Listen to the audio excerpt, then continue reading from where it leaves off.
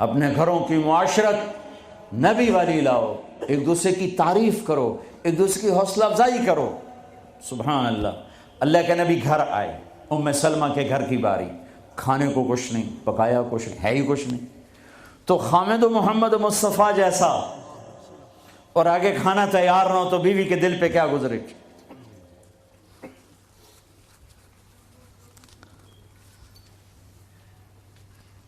آپ نے پوچھا ام سلمہ کھانا کھانے کو کچھ ہے؟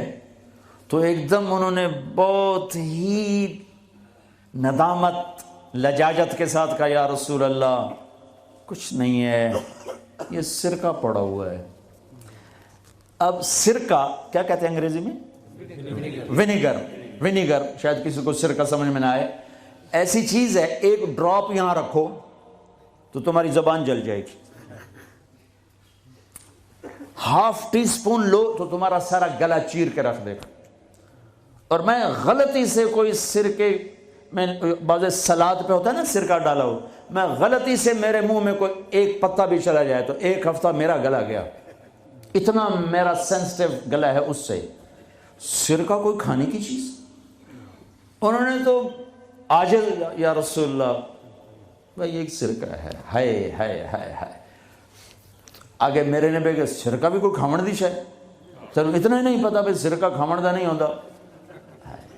میرے نبی نے فرمایا ہو نعم الادام الخل، ام سلمہ سرکے جیسا تو سالن ہی کوئی نہیں، ہے سرکے جیسا تو سالن ہی کوئی نہیں۔ کیسے اپنی بیگم کو شرمندگی سے نکالا اور احساس کمتری سے نکالا، سرکے جیسا تو سالن ہی کوئی۔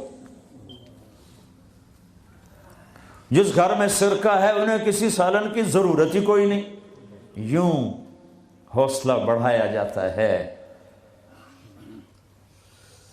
یہاں تو چونکہ وہ مقابلے کی ٹکر، یہاں بیویاں بھی ڈاڈی ہیں خوب، اور تو یہاں تو ان کی اپنی کونسلز بنی ہوئی ہیں۔ تو میں مسلمان عورت کو کہتا ہوں، چونکہ یہ میری بات آگے جا رہی ہے، آپ میرے سامنے بیٹھے ہو، ایک دوسرے کو عزت دو، برداشت کرو۔ میرے نبی نے فرمایا بہترین مسلمان وہ ہے جو بیوی سے اچھا سلوک کرتا ہو، اور بیوی سے فرمایا میری شریعت میں سجدہ ہوتا تو بیوی سے کہتا خامند کو سجدہ کر۔ بہترین صدقہ اولاد کی تربیت ہے۔ پورا گھر میرے نبی نے نقشہ بنا، ہر ایک کی قیمت بتائی۔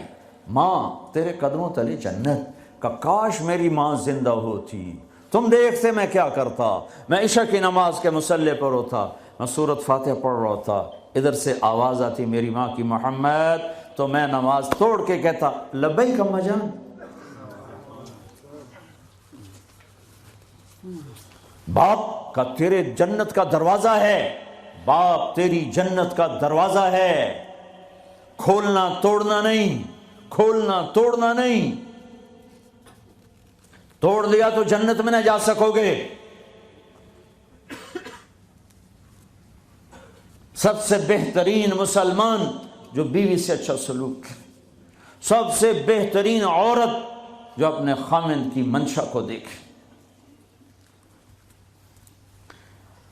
پھر آپ نے ایک عجب بات فرمائی جو معاشرے میں بہت بوجھ بنتا ہے جس کا، ہاں بھائی تمہیں ایسا صدقہ بتاؤں جس سے بڑھ کے کوئی صدقہ نہیں، تمہیں ایسا صدقہ بتاؤں جس سے بڑھ کے کوئی صدقہ نہیں۔ انہوں نے کہا جی کیا؟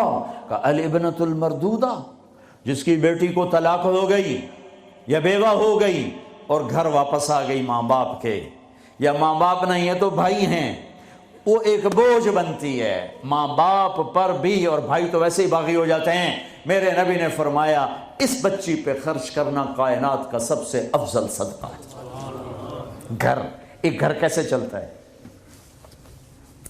ہمارے ہاں پنجاب سندھ بلوچستان سرحد میں بہنوں کو وراثت میں کوئی حصہ نہیں ملتا، سب بھائی کھا جاتے ہیں۔ میرے نبی نے فرمایا جس کو اللہ نے 2 بہنیں دیں اس نے ان کا حق ادا کیا، شادی کی، حق ادا کیا، ماں باپ کی وراثت میں سے ہوتا ہے. اگر میں نے کوئی خود کمایا ہے اس میں بہنوں کا حق نہیں. ماں باپ سے اگر 1 روپیہ بھی آیا ہے تقسیم کیا جائے گا. جس نے بہنوں کا حق ادا کیا، شادی کی حق ادا کیا، اس پہ جنت واجب ہو گئی. جس کو اللہ نے 3 بیٹیاں دیں، اس نے ان کی ڈولی اٹھائی، وہ جنت میں میرے ساتھ یوں ہوگا. ایک بولے. اگر 2 ہوں، کہ جس نے 2 بیٹیوں کی شادی کی وہ بھی ایسے ہوگا. اللہ بھلا کرے. ایک صحابی کا کہ جس کی 1 ہو، کہ جس کی 1 ہے، اگر اس نے اس کو عزت سے رخصت کیا تو وہ بھی میرے ساتھ ایسے ہی ہوگا. پھر کئی بچیوں کو طلاق پڑی ہے کہ اس کو بیٹا نہیں ہوتا.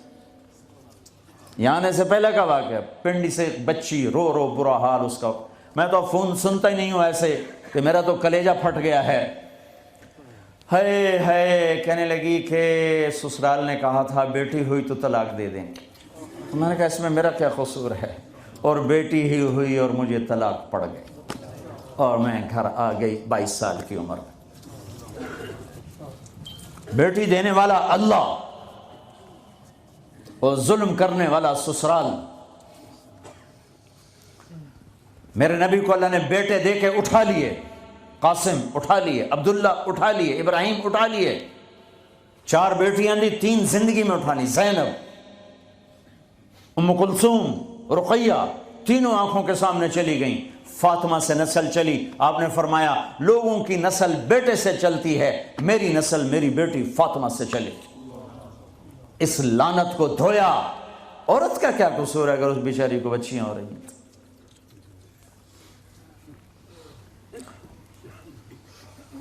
جس نے اپنی بہنوں کو حق ادا کیا، جس نے بیٹیوں کو ڈولے میں بٹھایا، ان کا حق ادا کیا، کہ جنت میں یوں ہو جائے گا. بہنوں کو دینا اتنا ضروری ہے، حرام ہو جاتی ہے روٹی. میں نے مولانا جمشید صاحب میرے استاد ہیں، میں نے ان سے تفسیر پڑھی ہے. میں ایک دن شہد کی بوتل لے کر گیا، پرانی بات ہے 76-77. میں نے کہا حضرت یہ ہدیہ ہے. فرمایا کہاں سے لائے ہو؟ میں کہا جی میرے اپنے باغ کا ہے. فرمایا تیرے باپ نے اپنی بہنوں کو، تیرے باپ نے اپنی بہن یعنی میری پھوپھیوں کو، تیرے باپ نے اپنی بہنوں کو زمین میں سے حصہ دیا تھا؟ یہ سوال کیوں کیا؟ 10 روپے کی شہد کی بوتل تھی اس وقت، کہ اگر دیا تھا تو یہ میں لے لوں گا، اگر نہیں دیا تو پھر یہ حرام ہے، میں نہیں لوں گا. یہ مطلب تھا. تیرے باپ نے بہنوں کو حصہ دیا تھا؟ میں کہا جی اللہ کا شکر ہے میرے باپ کی بہنی کوئی نہیں. 2 بھائی، ساری زمین 2 بھائیوں. میں نے کہا جی اب موجہ ہی موجہ، بہن تھی کو ہوتی تو کوئی نہ دیتے. پھر کہنے لگے اچھا تیرے دادا نے اپنی بہنوں کو زمین میں سے حصہ دیا تھا؟ میں کہا جی اس لیے میں جمعہ ہی کوئی نہ ہوں. اتنی ریسرچ کے بعد ایک شہد کی بوتل قبول فرمائی. بیٹیوں کو دینا اتنا ضروری ہے.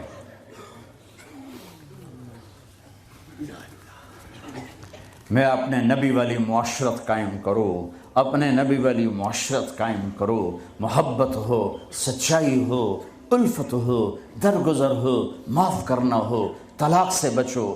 یہ جھوٹی شادیاں نہ کرو، پیپر کی شادیاں نہ کرو. اللہ کے واسطے یہ دھوکہ نہ دو.